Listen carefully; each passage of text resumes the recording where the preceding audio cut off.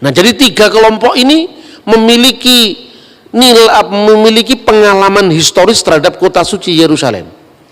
Lalu Palestina dan Israel secara politik, bagaimana dia memahami klaim-klaim ini kan? Ya, lalu klaim historis itu miliknya Palestina atau miliknya Israel? Kita uji pertama. Sekarang kita uji klaim Israel dulu.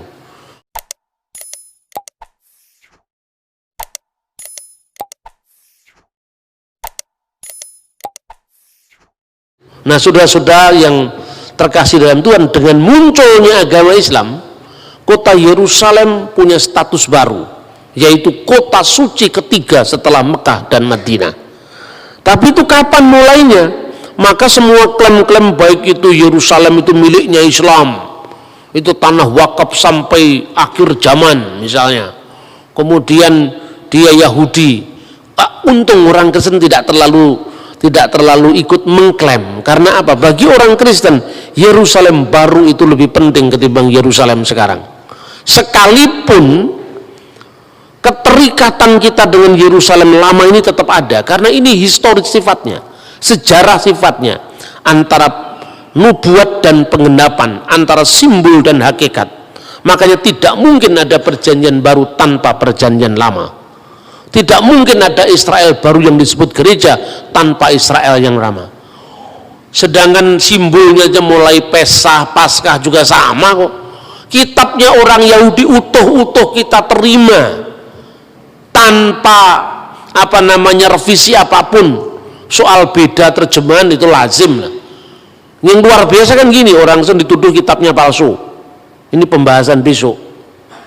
Bayangkan 2000 tahun lebih Samaria Yahudi berpisah. Kurang dari 2000 tahun, sejak tahun 90 Masehi, Kristen dan Yahudi berpisah. Tapi Tauratnya masih sama, yaitu Taurat Musa itu loh, dari Kejadian, Keluaran, Imamat, Ulangan, Bilangan, Ulangan, sama. 2000 tahun berpisah, Tauratnya Yahudi, Tauratnya Samaria, dan Kristen sama. Cuma orang Samaria tidak percaya dengan Yosua terus sampai Maleakhi, dia tidak percaya. Karena apa? Nah, kalau dia percaya kan Yosua itu akhirnya tibanya Yerusalem. Wah, kalau kitab Yosua tibanya di Yerusalem, padahal Yerusalem tidak dia kehendaki sebagai kota suci. Bagian-bagian pertama kitab Yosua dia ambil ditempatkan setelah pasal 34 kitab Ulangan. Jadi bukan Taurat Samaria berbeda, atau 6.000 ayat yang berbeda, bukan 6.000 ayat-ayat dari awal kitab Yosua diambil sama dia utuh-utuh ditempatkan setelah pasal 34. Makanya jumlahnya lebih banyak. Kenapa? Karena dia tidak mau pilih semua Yosua, apalagi nabi-nabi, karena arahnya kok semua membenarkan Yerusalem gitu lah. Kira-kira seperti itu. Tapi yang penting dasar Tauratnya itu tidak berbeda. Orang Samaria punya Paskah, Yahudi punya Paskah, Kristen juga menggenapi Paskah itu dengan Paskah Kalvarinya Yesus. Nah, kalau orang Islam boleh aja dia menerima Taurat, boleh saja, tapi kan Taurat yang dibayangkan sendiri, Taurat yang diturunkan kepada Nabi Musa lewat malaikat Jibril. Namanya kepercayaan itu kan hak asasi setiap orang. Tapi kalau saya katakan kami juga punya Taurat Pak, saya bilang ya, tapi Tauratmu Taurat dari alam lain, karena nggak pernah eksis. Tauratnya Islam kan Taurat dari alam lain, kan nggak punya eksistensi sama sekali. Dia hanya mengandaikan ada Taurat yang digambarkan, diwahyukan, tapi dia menolak Taurat yang ada sekarang dengan tuduhan pemalsuan. Yang justru ajaibnya itu apa? Kristen, Yahudi, Tauratnya masih sama. Tafsirannya beda, ya tafsirannya beda. Sesama Kristen aja, Katolik sama Protestan juga beda tafsir kok. Apalagi beda, satunya tidak percaya Yesus, satunya percaya Yesus, tapi kitabnya masih sama, itu luar biasa itu. Nah, ini menjadi bukti bagaimana Alkitab itu tidak berubah. Secara khusus tentang Yerusalem, orang Yahudi punya keterikatan dengan Bait Allah, khususnya Hakotel Hama'arafi, yaitu tembok barat yang dikenal dengan Haitun al-Mubaka. Orang Islam punya sejarah sendiri yang dikaitkan dengan kunjungan Nabi Muhammad secara metahistoris bukan secara historis, itu meta historis, karena itu kan pengalaman iman kan terhadap kota suci Yerusalem. Lalu apa? Katanya secara meta historis Nabi Muhammad naik dari Masjidil Aqsa itu ke Sidratul Muntaha secara meta historis. Ya, makanya di atas tempat di mana menurut pandangan Islam dulu Nabi Muhammad naik ke Sidratul Muntaha, kemudian sejak zamannya Khalifah Abdul Malik bin Marwan tahun 695 didirikan masjid yang dikenal Dome of the Rock, Masjid Qubatus Sokroh, Masjid Kubah Biru, Kubah Emas, Masjid Kubah Emas.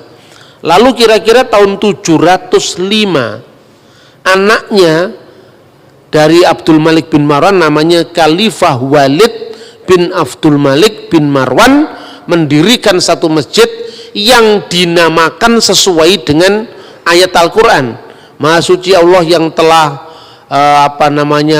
menjalankan hambanya pada malam hari dari Masjidil Haram ke Masjidil Aqsa.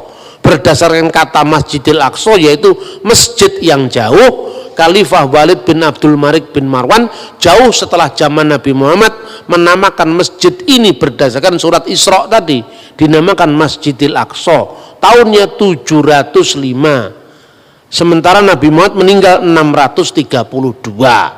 Maka saya gunakan kata-kata meta historis, ya. Seperti itu, Saudara. Maka bagaimanapun alasannya, orang Islam mengakui itu sebagai tempat suci. Orang Kristen dia punya Golgota juga di dekatnya Bait Allah itu. Tapi karena orang Kristen memahami Yesus tidak ada di sini lagi, dia sudah bangkit. Dia secara emosional tidak terlalu terikat pada kota Yerusalem.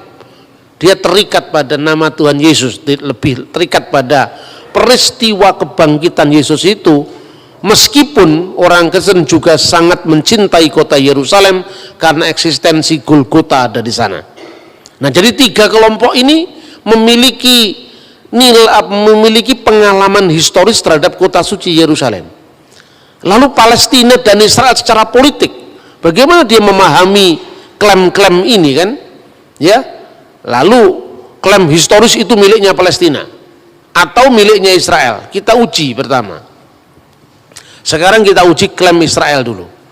Orang Israel selama 2000 tahun mereka selalu berdoa, berharap, mendamba.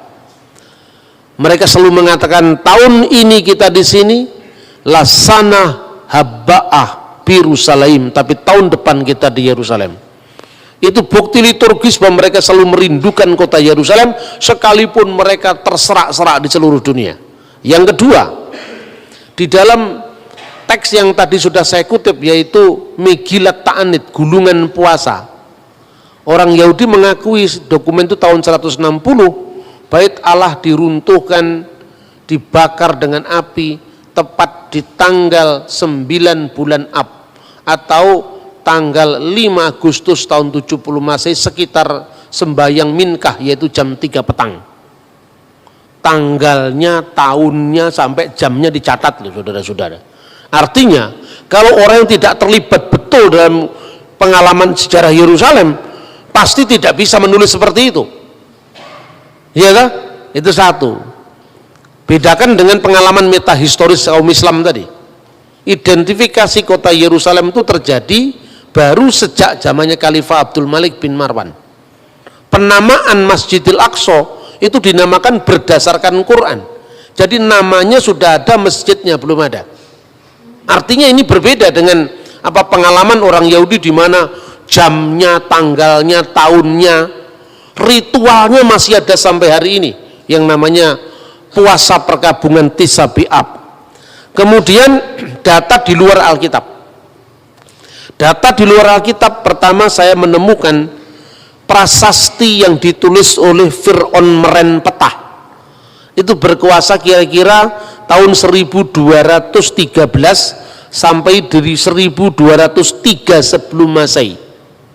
Dalam prasasti Fir'aun Merenpetah itu disebutkan Zir-Il, maksudnya Israel, Zir-Il Plat Ben Perat.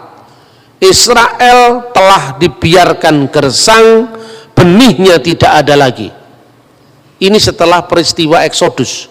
Jadi Fir'aun meren petah itu hidup setelah Fir'aun Exodus yang menceritakan penaklukan terhadap Yerusalem, terhadap Israel. Kemungkinan dia telah menyerang wilayah Israel yang waktu itu sudah menetap jadi wilayah atau kekuasaan bangsa Israel pada zaman setelah Yosua. Itu bukti-bukti di luar teks kitab suci. Kedua, bukti-bukti dari zaman setelah Raja Daud, yaitu prasasti batu Mesa Stone yang ditemukan di Yordan. Kalau saudara pergi ziarah ke Israel, Anda akan menemukan replikanya itu di Gunung Nebo, di gereja Fransiskan Katolik. Di situ ada data arkeologinya yang namanya batu Mesa. Di situ tertulis itu zamannya Israel sudah terbelah menjadi dua.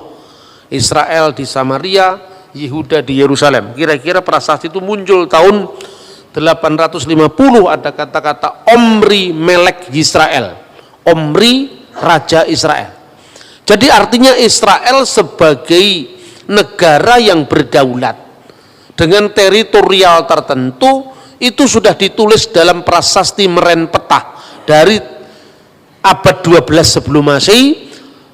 Bahkan ada tertulis dalam inskripsi-inskripsi dari musuhnya Israel, yaitu Raja Mesa, yang kisahnya juga ada dalam Alkitab, itu disebutkan prasasti batu Mesa itu 850 sebelum Masehi. Nah sekarang kita menguji bagaimana klaimnya Palestina. Yang disebut Palestina itu pertama kali muncul kalau data biblical itu dalam kitab Kejadian pasal 10 ayat 13 sampai 14. Di situ disebutkan Filistin. Kata Filistin, Palestina, Filistin adalah keturunan Kaslihim. Kemudian Ulangan pasal 2:23 dia menyebut tentang orang-orang Filistin dari Kaftor. Kaftor itu Yunani. Dari Kaftor, ya. Termasuk 5 kota kuno yang disebut Pentapolis. Polis itu kota, penta itu 5. Apa itu? Gaza, Askelon, Asdod, Ekron, dan Gad. Makanya kita melihat Goliat dari Gad itu menjadi wilayahnya orang Palestina. Wilayahnya di mana? Dari seberang selatan ke utara, dari lembah Gaza hingga sungai Yarkon. Tetapi orang Palestina yang disebutkan di sini tidak pernah eksis jadi sebuah negara. Hanya pendatang baru dari Kaftor. Maka di dalam terjemahan Alkitab Septuaginta mereka disebut dengan 3 nama. Pertama, Pulistin, Palestina. Helenas, orang-orang Yunani karena mereka datang dari wilayah Yunani. Atau Alopuloi, bangsa-bangsa lain, sebagai terjemahan dari kata-kata Goyim. Jadi termasuk orang Goyim di luar Israel. Penemuan arkeologi akhir-akhir ini menunjukkan bahwa tempat-tempat di wilayah misalnya Asdod, Askalon, Gad itu banyak ditemukan tulang-tulang babi. Artinya apa? Daerah itu pasti dulu daerah yang dihuni oleh orang-orang Filistin purba. Nah pertanyaannya, Filistin purba ini tidak pernah eksis jadi negara. Berarti berbeda dengan Israel yang jelas eksis jadi negara. Prasasti meren petah, prasasti batu yang ditemukan di Yordan tadi, batu Mesa di Yordan, Mesa Stone. Jelas itu ada eksistensi sebagai negara.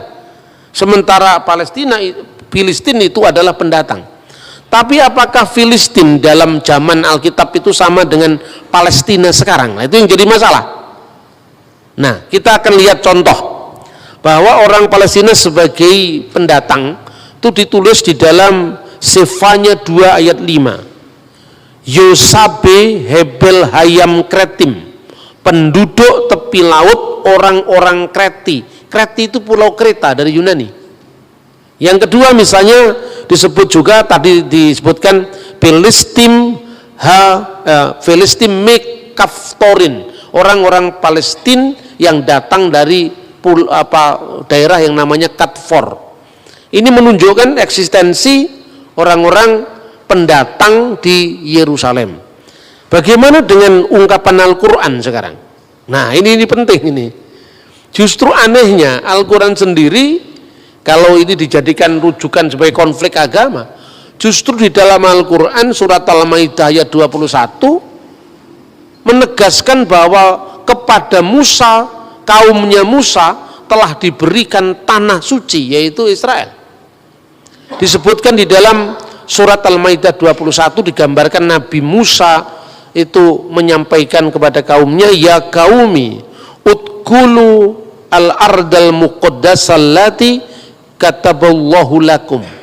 Wahai kaumku, ya qaumi udkhulu, masuklah al-ardal muqaddas, ke tanah suci, allati, yang oleh Allah kataballahu lakum, diberikan kepadamu. Nah, bagaimana teks ini kemudian dipahami oleh orang-orang pejuang Hamas Palestina sekarang?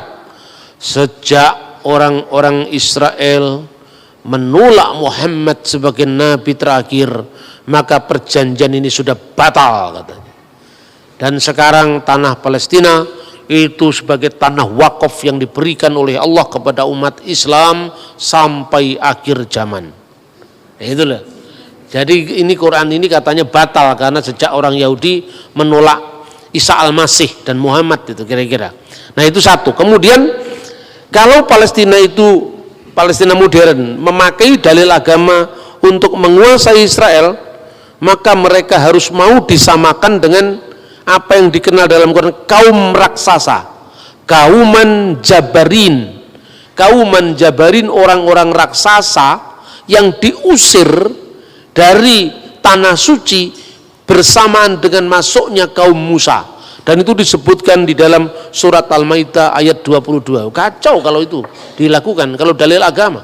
Israel terlalu kuat dalilnya, baik dalil itu hukum internasional maupun data sejarah di luar Alkitab maupun data sejarah Alkitab, bahkan Quran sendiri menyebut itu adalah miliknya Israel.